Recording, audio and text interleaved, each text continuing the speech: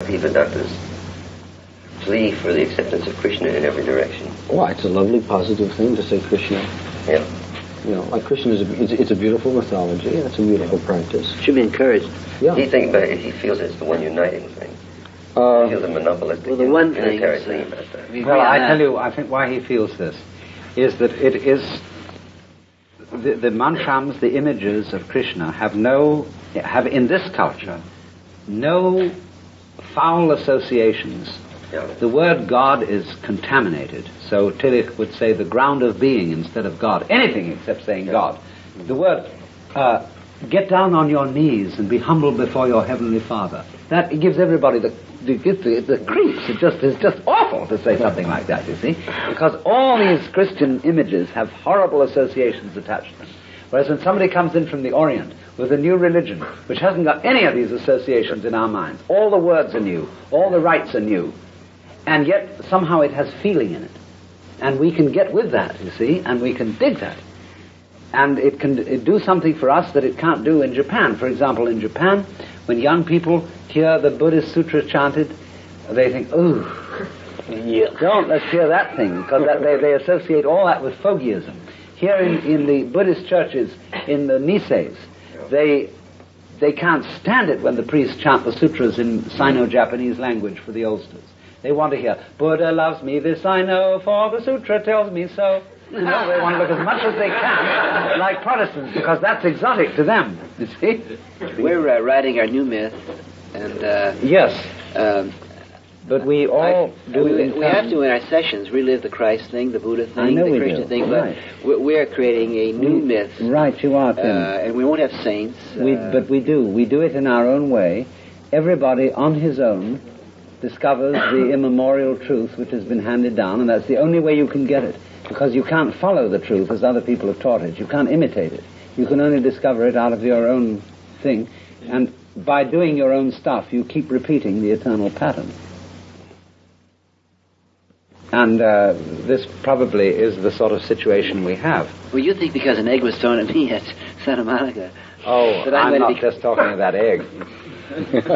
I'm talking of what was thrown at you in Laredo. That worries me not at all. No, well, that's as it should be.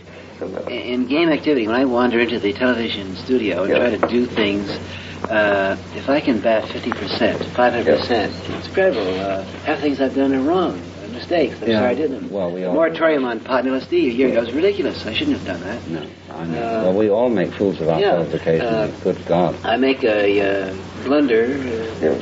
At least 1 or 2 times I come to bat. These celebrations were a mistake. The first 4 were great. They were spontaneous religious outbursts. But then it became a success. And people said, yes, you got to keep them going. You got to take it around the country and so forth. That was a mistake. It was a mistake to make it commercial, a mistake to have it in a theater, a mistake to charge admission, a mistake to keep a static form going. And we've dropped out of it. Well, what are you going to do with the celebration? It was beautiful, though. The first 4 celebrations were have you any way of finding a ritual for celebration, which or are you making use of the established rituals or the historical knowledge that's been coming out lately on ritual to make a celebration which is like really communal and beautiful?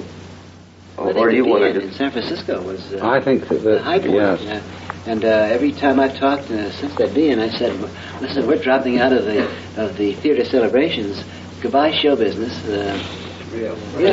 Robert Oppenheimer is reported to have said quite recently that obviously the world is going to hell. And the only way that it could be stopped was not to try to prevent it from happening. That's pretty far out. In other words, when there is a game going on, the atomic bomb. when there is a game going on that's on a collision course, and that this game obviously is going to lead to total destruction, the only way of getting people out of a bad game is to indicate that the game is no longer interesting. Mm-hmm. Right. See, we've left this game, and it bores us.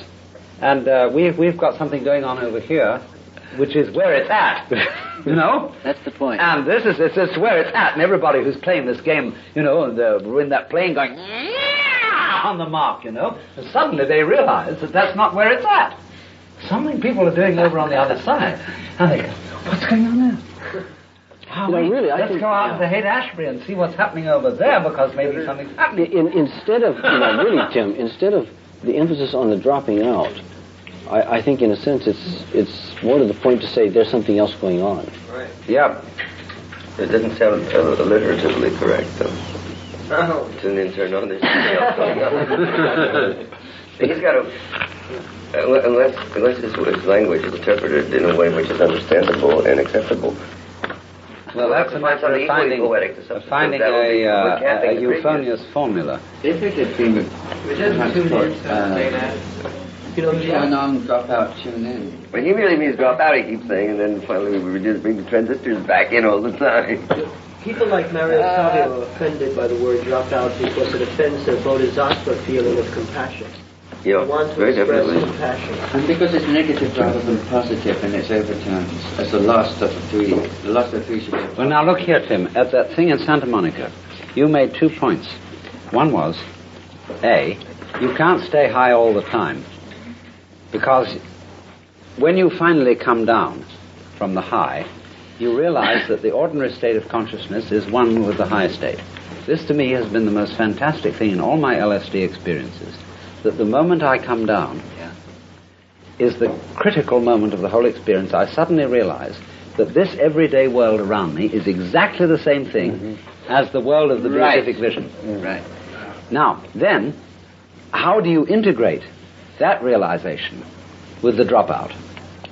All right, we'll change the slogan. See, I'm completely with Mark McLuhan. Everything I say is just a probe. I'm trying to get people to... yes, I get that. I do the same thing. Seattle, we were banned from Seattle, and I went up there and talked about menopausal mentality and drop out, and all the cocktail parties, and what does it mean, drop out? Menopausal mentality, what does it mean, drop out? I would agree to change the slogan to drop out, turn on, drop in.